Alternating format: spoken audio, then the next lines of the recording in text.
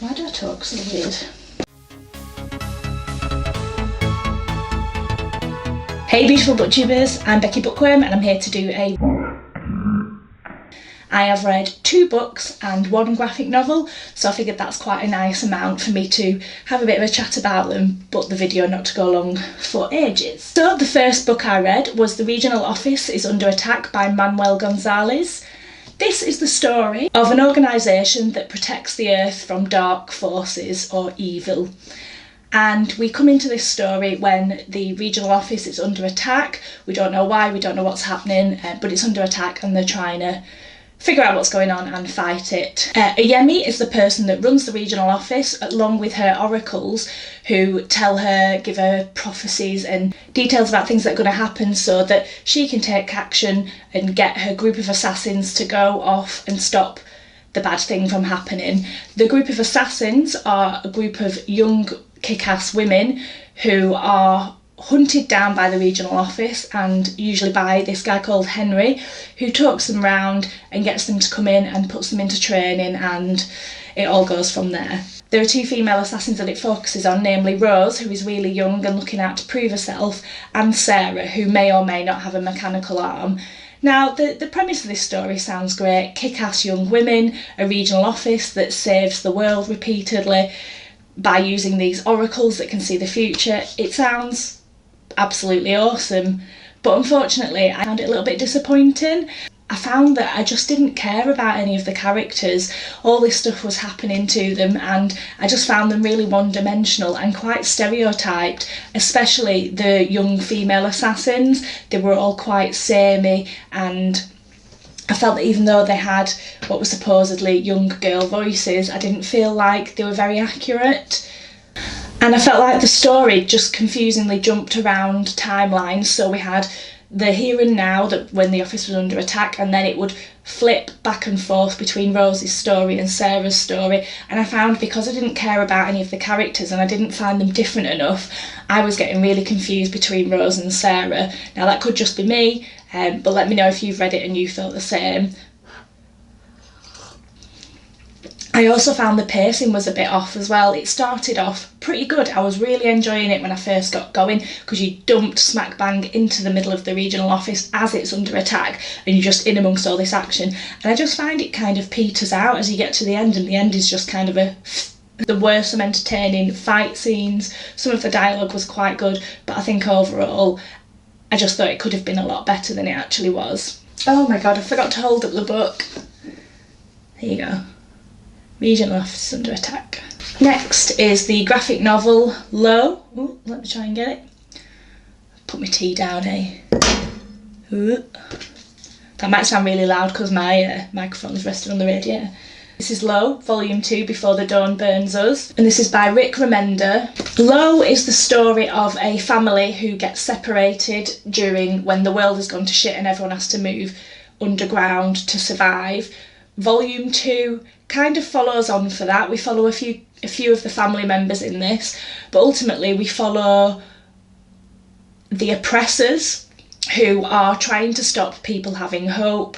They are tracking down artists and people creating art and people distributing art, people distributing zines and information and that kind of thing that would give people hope in life. It's a bit like if you've seen the film Equilibrium, where they have a task force that hunt down people who are hoarding art. This is kind of, it starts off a bit like that. They take centre stage this time. We do follow Stelkane, we follow him, and he's trying to get to the top to see if the earth is still okay to live. Yeah, I don't want to give too much away. Again, it's volume 2, so it is action-packed. The artwork is absolutely fantastic. The artwork, without spoiling it, I can show you this one, but the artwork is absolutely brilliant. The colour scheme is just fantastic.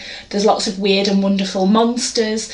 There's lots of fantastic outfits. The storyline, I really feel it's like kicking it up a notch, and it's getting really interesting now. If you remember or you watched my wrap up for volume 1, I thought it tried a bit hard and I wasn't that keen on it. However, volume 2 is really strong and I'm excited to read volume 3. Last up is Star Nomad by Lindsey Buroker. Is it Buroker? Buroker?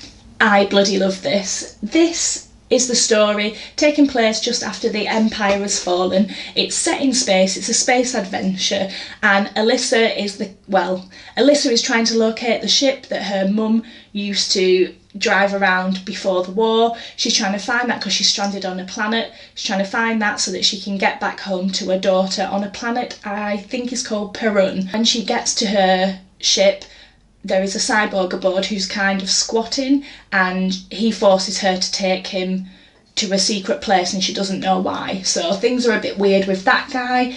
She picks up it all goes a bit Firefly, and she picks up some people to take to Perun on the way so that she can make some money, and shit goes wrong, and it's just great. I think in my last video I kept going on about how I kept using the word romp too much, but this was like a full-on great space romp. Yeah, and I just found it so much fun. It was action-packed, there was always something going on, but somehow the author still found the time to flesh out the characters. I felt like they were all really individual. Alyssa was like wisecracking, sarcastic, used jokes when she was in stressful situations because that's how she copes with it. The other characters were really good. We think some of them are hiding things and some of them aren't. It's just really good. All the characters were really interesting, and this is the first in a series. I think there's about 8 books, so I am really excited to carry on with that, so I need to find book 2. I thought that the author made really good use of the space-related tropes that could come across as overused, but the way that she wrote about them in this was just absolutely fantastic. I couldn't put it down, and I think I finished it in a couple of days, which for me is really quick. I also thought it was really great to see a strong female lead that has obvious flaws without putting her, she wasn't after a man, she wasn't doing things for a man.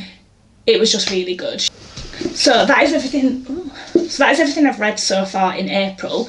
This is what I am currently reading. This is called Bitten by Witch Fever by Lucinda Hawksley. I think I bought this last year, and it was a definite cover buy. It matches my hair. That wasn't why I bought it. I think I saw, what's her name? She does that Deathlings thing, Ask a Mortician. Caitlin Doughty, I've got 2 of her books. She's got it on her shelves, and it's basically the history of arsenic in the Victorian home. And for those that don't know, it was found they used arsenic a lot in wallpapers in the late 1800s because they found it made the colours extra vibrant, and it was a while before they realised it was sending people insane and causing them to be poisoned. So it's kind of a bit of a picture book of these wallpapers that they found to have arsenic in.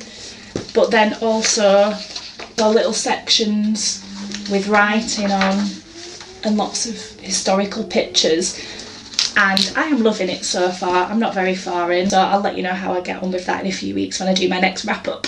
So if you've read any of these books, please let me know what you thought. Let's have a chat down in the comments. I'm really keen to engage with you all, and let's just grow this little community. And if you've read any books that are similar that you think I might like, please let me know. Even though I'm going to be putting myself in book jail for the month of May, I can still keep a list and get them when I get round to it. That is another thing that I meant to mention. I am putting myself in book jail. I have got so many books. I've got 3 floor-to-ceiling bookshelves, absolutely full of books. I need to start reading and getting through stuff without buying 10-20 books a month. So May, I'm going to try and buy no books. I've got a little bit of a haul to do next week, I think, but it's stuff that has already arrived before May. But other than that, I will be buying no books at all. I will let you know how it goes. I need to do something to get my TBR down.